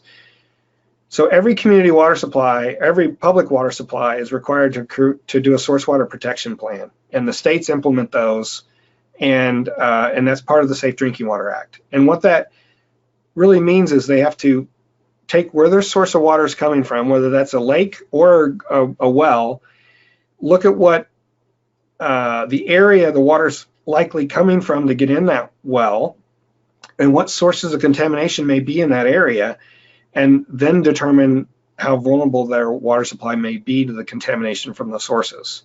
And that really is a factor of the location, soil type, geology, which way the groundwater is flowing. You know, some of them do analysis where they actually model the flow of water to and from the well. So it's called particle tracking. So they can say, well, if there were a spill here, we know this well needs to be shut off. We could still use this well because it's not in the flow path, all that sort of stuff. A well owner is not going to do that, and a community is not under any requirement to do it for a private well. But that said, what we did a few years ago is we developed a site assessment tool. We brought together a national work group of private well experts, extension, public health, groundwater hydrologists, drillers, state regulatory folks. There were 13 people, and we sat down and we created this 18-section tool that someone can use to go through and assess the vulnerability of a well. It's a site assessment, assessment of the well, the geology, and then what it does, and we developed this really for RCAP staff to use around the country, and they've done over 1,800 of these already around the country. And it's an opportunity to sit down with a well owner, and it takes several hours to talk about, well, you really shouldn't store these things here. Your well's in a floodplain. How many times has it been overtopped by, floodwaters from this small stream or creek? Those sorts of things. But it also gives the RCAP person then a chance to talk to them about testing, best management practices, and understanding if their well construction may be suspect or they're in a vulnerable geology, like a karst area of the country where, we know in some parts of the country where there's a lot of karst, caves, sinkholes, 80% of the wells have bacteria problems, and there's just no good solution there because the entire aquifer is contaminated. So the site assessment isn't a source water protection plan, but it's like a sanitary survey, what communities have to do for a private well. And it promotes best practices and encourages communication, but it does not provide information on potential sources for the aquifer for a well, like a source water protection plan does. But if you happen to be looking at a property that's near a municipality, you can go to that municipality and ask them for their source water protection plan. They should have one. Or your state primacy agency, which in Illinois, that's Illinois EPA. In Minnesota, it's the Minnesota Department of Health. They go by different names, but it's the agency responsible for making sure that communities' water supplies meet all the Safe Drinking Water Act regulations. They should be able to help you get a source water protection plan from those communities. And it would have a list of sources or potential sources for their water supply. It may cover the area you're interested in, and it may not. It depends on where their water's coming from and where their well field is and what direction groundwater's flowing and all those things. But it's a really good question because it's a source of information potentially that you can use for any wells that may be in that capture zone for those wells. So as I said, RCAP's done about 1,800 of these assessments already, and a lot of times they're requested. I know they work with the state of Rhode Island for one, where they're a fairly small staff, their health department is, and they don't have people to actually go out and do a detailed assessment for a well owner when they have a problem. And so RCAP staff are, when they can, going out and working with the well owners and trying to help deal with those issues. And it's also a way that you can develop partnerships with the RCAP folks around the country in order to give your well owners a place to go to. Again, all that service is free because it's supported by a grant. So it's really a benefit to the well owners to have those RCAP staff all over the country and available. So passing the test.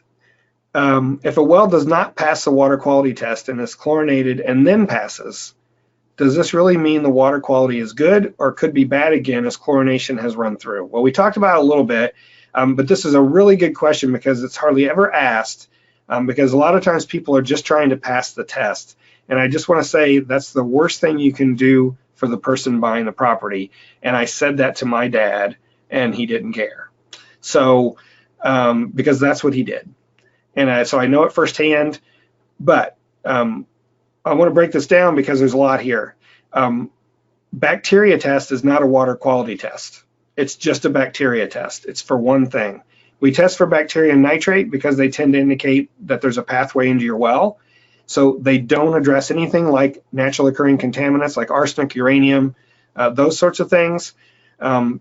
So they're not supposed to be, bacteria and nitrate shouldn't be in a well, and that's why we use them as indicative of surface influence. And they mean you need to check out why that's happening. So it could mean exactly that you chlorinated the well, maybe somebody opened the well and contaminated it somehow, or a cap was bad and you replaced it. Anytime you open the well, you should chlorinate it or you should test it to see if it has bacteria in it, but it could be that you've corrected the problem. But that's only, as I mentioned, that's only one test to be completed. It's not a water quality test. You should also test for other things if you're going to test your well.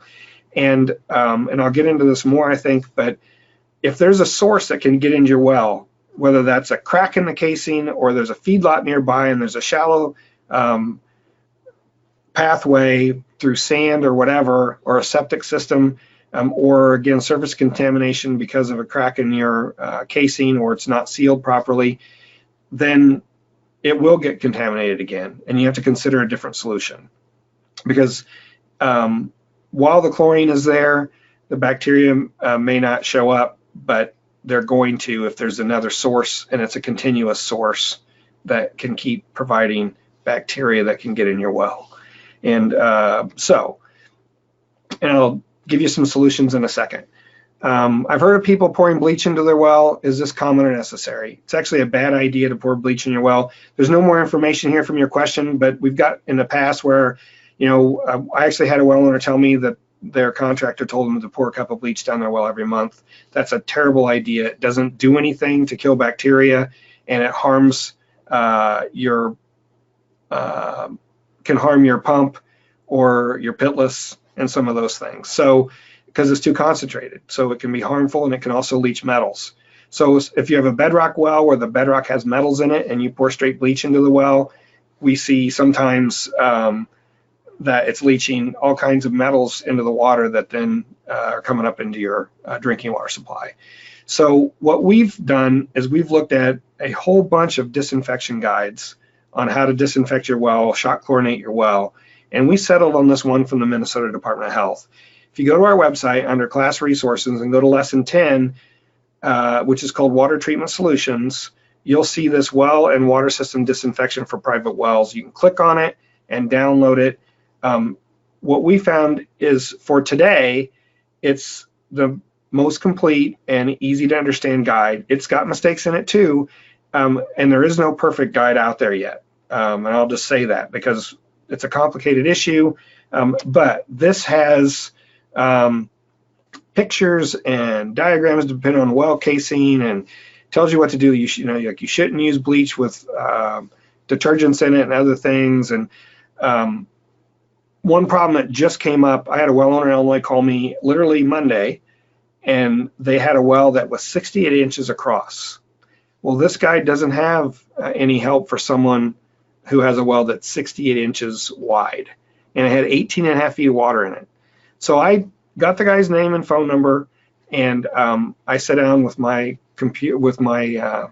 calculator, and I figured out how much bleach they needed to add based on having it between 50 and 200 parts per million in the well, which is what this recommends.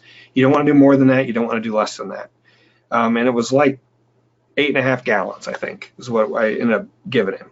So this isn't perfect, but for most wells, there's a lot of good information here, including on what to do with your treatment systems and where you can find information like the Water Quality Association, WQA.org. It lists there at the end of the first paragraph.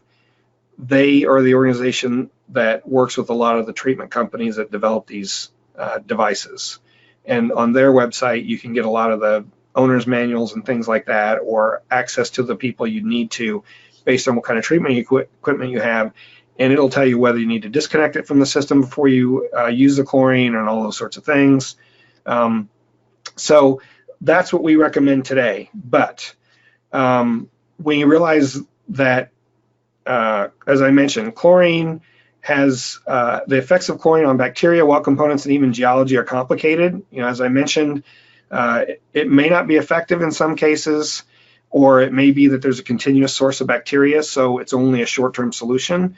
So here are some things that we recommend. So if it is a continuous source or pathway, it's going to keep coming back. So you have bacteria, you chlorinate, it's gone. A month later, there's bacteria again, or 2 weeks later, there's bacteria again. Then if that keeps happening, then all likelihood there's a continuous source that you're not going to be able to do anything about unless you do one of two things. You put in a different well, or you can add continuous disinfection.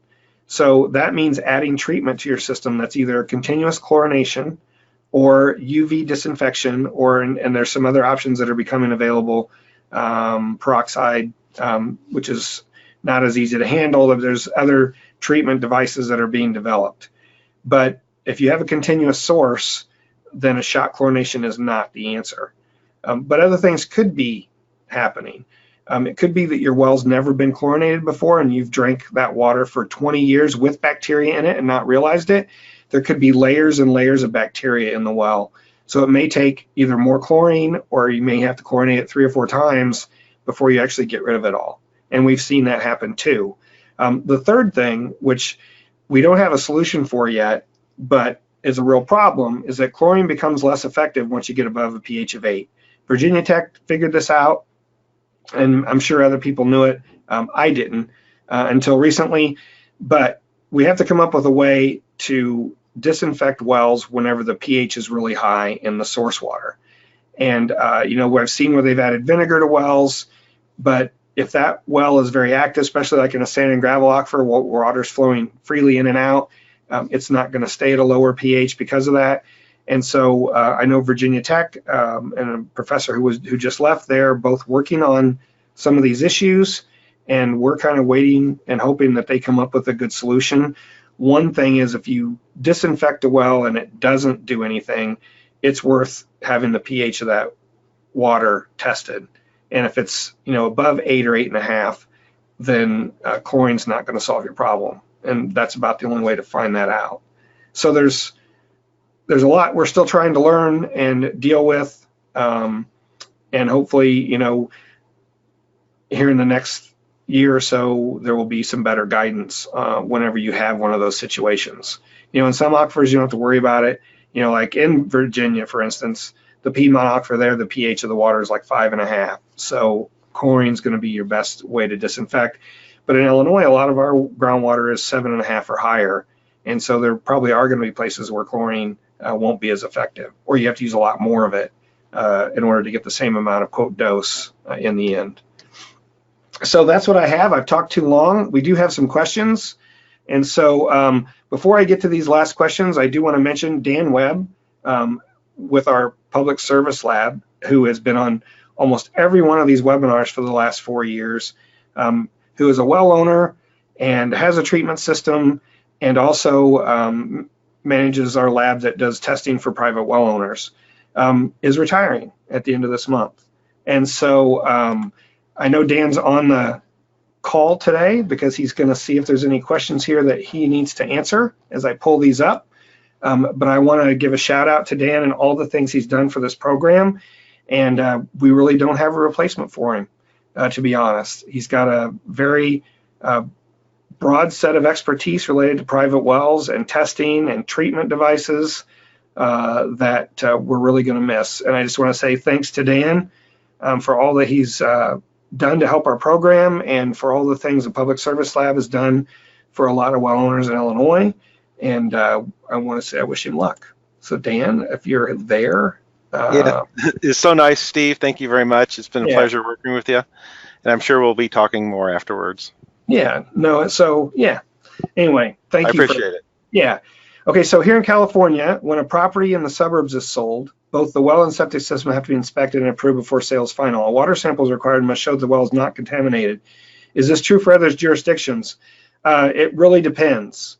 Like New Jersey, Oregon, they do require that, but they're the two of the few states that actually do.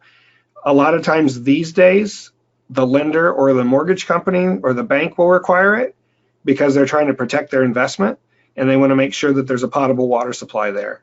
But that's not a legal requirement. It's a banking requirement, if you will, and it has little to do with county, state, or local health jurisdiction. So you do see more and more of that, and that's why I brought those up in the beginning, is that I do see more and more legal entities, counties, local health districts, and state agencies working to shore up some of those rules to help protect well owners who may be buying houses with private wells. So what are the concerns with using fertilizer and pesticides on property where the well is present? I am in a region where wells are 25 to 35 feet deep in pure sand. Well, if your well's that shallow, I'm going to take a stab at this. Maybe it's a sand point, which we see a lot in our sandy areas in Illinois where there's a shallow water table. Being sand, every time it rains, whatever's at the surface is going to percolate right in. We've done studies in really sandy areas of Illinois where we see nitrates increase to a certain point with depth and then decrease again depending on how thick the aquifer is, all because they're applied for corn and crops, and they're readily more present in the environment that way. We did a study in the 90s to look at depth to aquifer as a way to determine risk for contamination from pesticides and fertilizers. And we saw a direct correlation with especially wells less than 50 feet deep. Sandier areas were more vulnerable and more likely to be contaminated. And so, so the area I'm talking about in Illinois, it's about 100 feet thick sand before you hit bedrock. And what I tell well owners there is if I were putting a well on a property, I would put my well at 100 feet. I'd put my screen so that the bottom tip of it's touching the rock and it's pulling from the sand that's at the very bottom, because then anything from the surface has to go through 95 feet of sand, which is a natural filter, before it gets to my well. Having a shallow sand point or a well that's pretty shallow means you're much more susceptible to contamination. It doesn't mean it is. The only way to do that is test. And one other thing we found is that a pesticide hit didn't necessarily coincide with a nitrate hit, if you will. So you can't use a cheaper test like for nitrate to assume that you do or don't have pesticides. And that's unfortunate, but that's what we found. Excuse me. Talk too much today. Okay. What's the difference between an iron genie that is on the well versus a water softener with salt? My home is both, and I'm not sure both are necessary. What is the damage done to a home without a water softener who has hard water? Dan? Yeah, I can try it, Steve. That'd be great. The difference between an iron filter and a softener, the primary thing an iron filter is going to do, it's going to oxidize the dissolved iron. Iron generally will be in a +2 oxidation state, and it'll be clear iron. You might see a term called clear iron. It's dissolved in the water, but when it gets exposed to oxygen or oxidized in some other method, like with an oxidizing agent, it'll fall out of solution and it causes the staining. And so the iron filters will have an oxidant and will cause that to fall out, but they won't do some other things that a softener does. So they'll filter out just the iron, but the way a softener works, it's a ion exchange process, and it is primarily geared for calcium and magnesium, which are the two elements that make up hardness. It'll also it exchanges those positively charged ions for sodium ion. Generally, sodium salts are soluble in water, and calcium and magnesium are not, and they'll cause some of the hard water problems, which is part of the second part of this question. But so the difference is that a softener will actually exchange calcium, magnesium, hardness, and some other things that are positively charged, and it'll add sodium to the water. So you'll see about if an approximation of how much sodium is going to be added to the water. If you take your parts per million of hardness and cut it in half, that's a good approximation. A lot of water around here in Illinois, it'll add a couple hundred parts per million of sodium to your water. But iron is one of the ions that it'll also take out quite often. It'll use, most softeners will do a pretty good job with iron. It might be that they both might not be necessary. My feeling is that it probably depends on how much iron's present. If you've got more than about 3 or 5 parts per million of iron, softeners can do a pretty good job with it, but you might get to a point where an iron filter will be necessary to get, maybe a pre-treatment before the softener. I always tell people to get a softener that's rated for well water as opposed to just a softener that's for city water. Just there's some experiences that just seems like they'll last longer. The big thing that people are generally concerned with hard water is that there could be as you heat the water, it causes the calcium carbonate to fall out of solution, and that can cause like hard water spots and possibly build up in your plumbing. And iron staining is probably even a bigger issue that people complain about. I don't know if that's considered damage, but there's a lot of nuisances associated with it, and it'll also cause more soap usage. All right, thank you. Okay, so what should a homeowner test for and how frequently? Under what conditions might one test for metals, VOCs, and SOCs? Well, metals are pretty common, and I know that's our lab tests for those readily. But VOCs and SOCs, you typically don't test for unless you have a reason to. And I guess if you know there's a source, that there's a contamination spill or a Superfund site or something that's under CERCLA or RECLA site.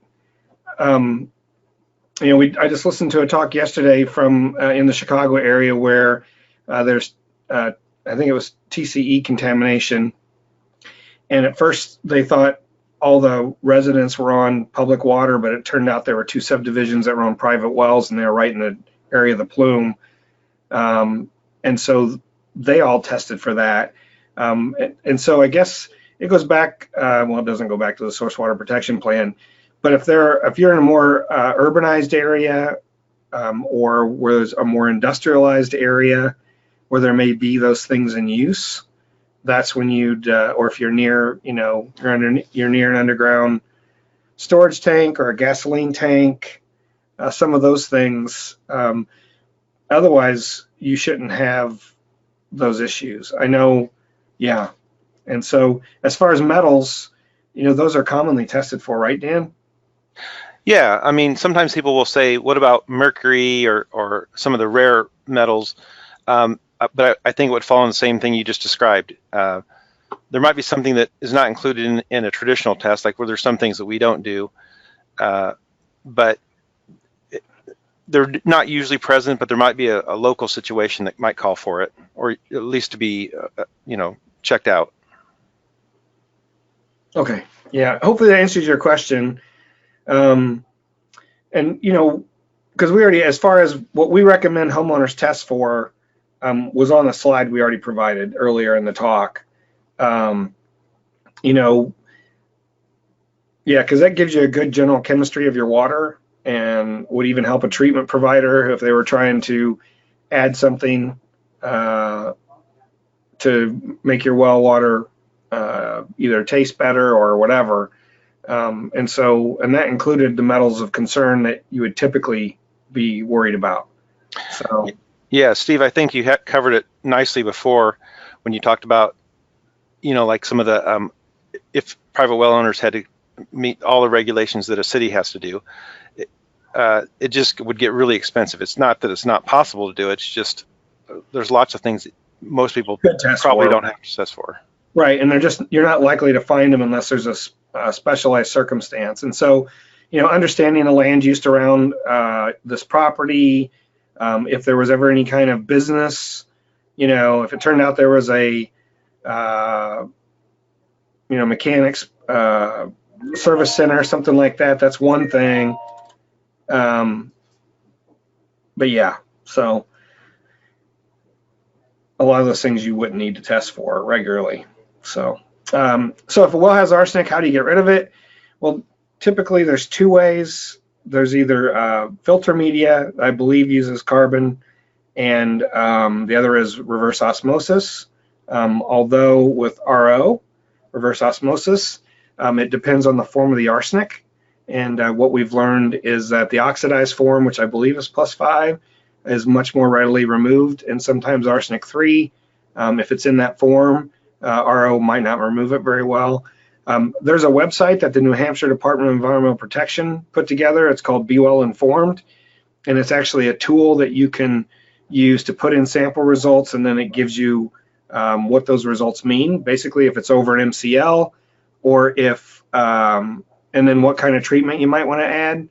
And on their website, they used to list either filter media or that's rated for arsenic or RO, and they've taken the RO down and instead added ion exchange if it's whole house, I believe. Does that make sense, Dan? Yeah, I'm not 100% sure, what they're recommending, but what we've seen is sometimes people have good luck with reverse osmosis, but more often it just removes probably a small amount, like maybe 20%, but often it's not as good as you might hope for. And it does seem like it's related to the arsenic 3 versus arsenic 5. We've had a couple customers who've put a chlorinator on their system too, I think for a different reason, and they've gone from like 9% removal to 90% removal for arsenic with their RO system. So look for that, especially if you go look for a filter that says it removes arsenic. I suggest looking and see if they cover it in the fine print. I know some of the filters at what's the site? NSF has a certified drinking water treatment devices website, right? And they'll say arsenic, but I think they'll say arsenic in the arsenic 5 as opposed to arsenic 3. So just watch for that kind of thing. So I just went to that website, the Be Well Informed tool on New Hampshire Department of Environmental Protection, and it says point of use arsenic absorptive media filter system is one, and the other is a whole house anion exchange water treatment system followed by an acid neutralizer, which RO, one thing about RO, even if it does take the arsenic out, you'd never want to use that whole house. You'd only want to use it as a point of use under the sink, because it uses so much water. It'd be really expensive to try to do that whole house. And I think that's maybe why they changed that. And the NSF ANSI standards Dan's talking about, one is standard 53 for the anion exchange, and it's also 53 for the point of use of arsenic absorptive media. And I know, and so if you email us, we can give you that webpage. But if you just Google Be Well Informed tool, you can find that website. And it was developed by the state agency in New Hampshire with a grant from CDC, and it's actually really useful. We tell well owners, don't trust these sites where you can put in your sample results and they give you results. We still hold to that, because we would prefer that they go to a qualified health professional like their local health department and take the results to them and ask them to interpret it. But it gives you a sense of what you might find. And all I did is went in and typed in 15 ppb of arsenic, and so that it said it was over the standard and gave me options for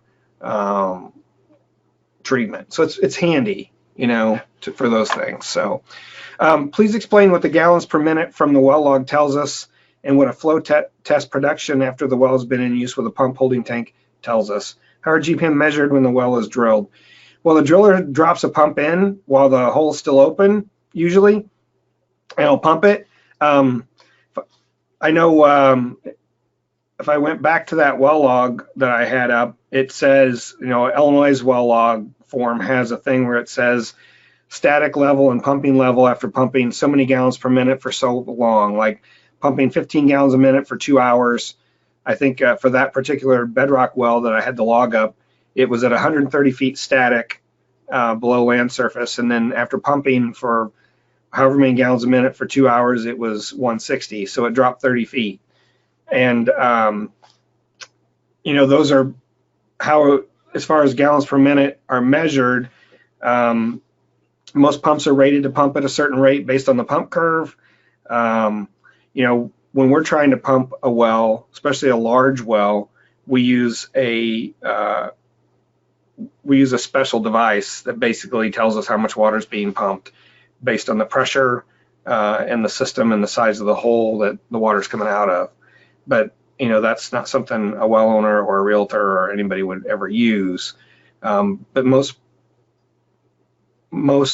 pumps are rated at 3 gallons a minute or 5 gallons a minute or whatever, and most of the time the driller is going to stress the well a little more than that when they drill it to make sure that it's going to have water. Plus, they're also trying to get rid of all the gunk and fines and stuff that makes the water cloudy that they've put into the well while they drilled it, because a lot of times they have to use drilling mud and they're trying to get all that out. So they're going to pump it harder than what you will when it's put together, so that they can clean the well out and it's and that stuff.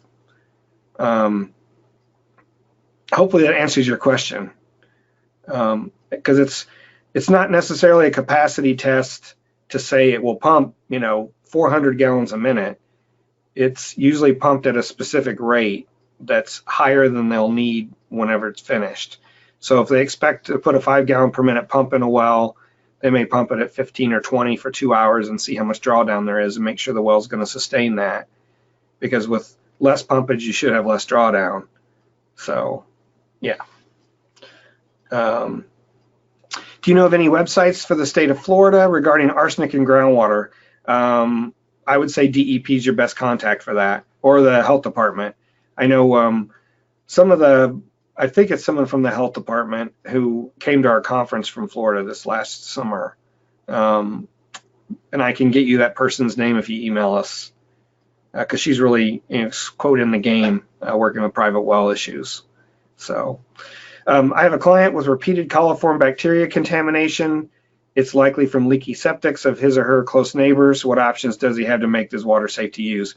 Well, if you don't want to replace the well, and maybe you don't even have that option, then you're going to have to go to continuous disinfection. And it doesn't mean chlorination necessarily. A lot of people don't like to have a chlorine taste in their water, like a city water supply does, which most of the time you can't taste anyway. But that's up to everybody. But there are, these days, it's become a lot more affordable to use UV, ultraviolet light. And what we see in a lot of karst areas, like in Tennessee and southern Indiana, Illinois, and Kentucky, are that people either on springs where it's groundwater coming out of the ground, or in karst areas where their wells are perpetually contaminated with bacteria, they're using UV systems in order to do that. You'd have to talk to a treatment provider. What I could tell you in that respect is we hope to do a webinar in February and have someone from the Association of Public Health Labs and someone from the Water Quality Association. And it's just going to be a webinar about treatment. So what you should test for, which I covered today, how to work with a lab, how to find a lab, and then how to find the right kind of treatment device and the folks that can help you with that. And I know that's February, but we realize there's a need for that. And in the meantime, to look for treatment devices, you can go to the Water Quality Association's website, or as Dan mentioned, some of the third-party certifiers, which means they certify equipment on whether it works or not, like NSF or UL. So you've probably all seen a hairdryer that's got a UL label on it, Underwriters Laboratory. A lot of those same organizations also certify treatment equipment. And you can find, what we tell people is don't buy any treatment equipment that doesn't have one of those labels on it, so that it meets, NSF ANSI standard 53, for instance, for arsenic. So, because there's a lot of equipment out there that claims to do things that may not. So, but it would be, typically it'd be a continuous chlorination or UV and treatment professional may have some other options, because I know there's some new stuff coming down the pipe for some of those things. Question number 3 was difference between iron genie. Okay, so Dan, this is a question for you. I'd like to test my water to make sure my softener is operating adequately. I'm in Texas. I use a Connecticut system. I bought 2 test kits which showed TDS very high in the softened tap. I bought a digital tester and TDS at the tap reached 1250. What do I need to purchase to make sure that my calcium and magnesium levels are near 0? I understand that possibly the TDS level mentions is seeing the sodium ions. Okay, there's a couple issues here. Related to the TDS, a softener is actually not going to change the TDS too much. It sounds like it's taking calcium and magnesium out, but it should be pointed out that, yeah, like you mentioned here, it is going to, you see the sodium. A softener's, because of the molar, the atomic weights of these elements, you actually see the TDS go up a little bit because it exchanges 2 sodiums for 1 calcium or 1 magnesium. So, and 2 sodiums weigh more than a calcium or magnesium. So the TDS will actually go up with softening. 1250 is, yeah, it's pretty high, but it doesn't really necessarily relate to the calcium magnesium levels. So the TDS meter is not really measuring the calcium magnesium. It's probably calibrated against sodium chloride, and it's kind of a general correlation between the two. It's probably a conductivity test. But if the main concern is calcium and magnesium, get your water tested is the best answer. But you can also buy these test strips. They make, like at pool or pet stores, they'll make test strips that'll check for hardness. I actually like the solutions. I think sometimes they're more accurate, and they'll sell those at the. I've got an aquarium, and I've used those to test hardness. They're pretty good, and that's something you can do quickly yourself. Another kind of a test you can do to see if the hardness is all or mostly gone is just feel the difference between the a hard water and soft water and how easily it rinses soap off. It'll be a lot harder to get soap off, and it'll feel slippery if the soft water will. Hard water, it'll probably feel like it's leaving a film on your hands of minerals. To get if you want to get that dissolved solids down, it's not the best answer. There is like a reverse osmosis system. If you're talking like a whole house system, people don't usually put those in. Not that they're not. It is possible, but they're probably $5,000 or something. We use it in the lab, but most people aren't going to put a whole house system in for dissolved solids. I don't have a good answer for how to reduce that because it's going to have to be some type of a demineralization. So Dan, it could very well be that his calcium and magnesium are near 0 now. That's right. So really the thing to do is to have it tested at a lab. Yeah, that's right. Okay. I think that's it. Question 1. Oh, yep. So thanks everyone who hung on. If you have any further questions, you can email us, and also email us if you want a copy of a certificate of attendance. Katie will take care of that, and she monitors that that email address. And we appreciate everyone's time. And again, Dan, thanks for all you've done. Yeah, thank you again, Steve. All right, take care, everybody. Yep.